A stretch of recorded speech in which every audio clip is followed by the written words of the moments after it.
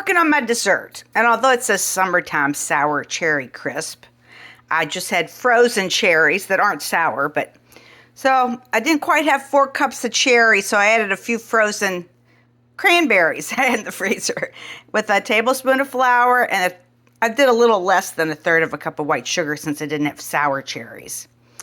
Then in my topping, I have 3/4 cup of flour, 1/2 cup of oats, 1/2 cup of brown sugar, and I'm going to rub in 3/4 of a cup, which is a stick and a half of butter. Then I'm going to put the cherries, well, they are already in the baking dish, and top it with the topping. And so what I have right here is, well, here's my cherries, almost all cherries, and a little bit of cranberries with a tablespoon of flour and, 1/3 less than of white sugar.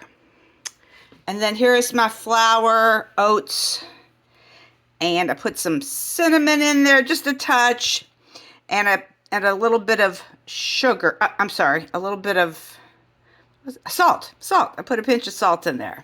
And now here's my butter I'm getting ready to cut up, and I'm going to mash it in there. I'll be right back. Well, I forgot I'm going to add some crystallized ginger. This is just chunks of dried ginger. I'm going to add to the cherry part. And the other thing I forgot was there's some 1/2 cup of brown sugar in there with the flour and the oats, salt. Okay, I just forgot about that. There's the ginger.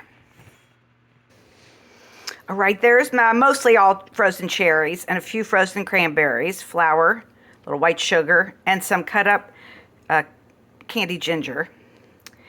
And here's my topping, which I ended up, there's the butter in there with the oats and the flour and the brown sugar, and I ended up putting some chopped up almonds in there. I just thought it needed some more topping. And almonds and cherries are a great match. So I'll show it to you before it goes in the oven. All right, here's the topping on top of the fruit. I'm going to put this in a 375 oven for, I believe it's at 30 to 40 minutes. So here I go. Here's my cherry crisp. And it was in the oven for about 40 minutes, I guess. It was bubbling. I think it's golden brown. So, looks good.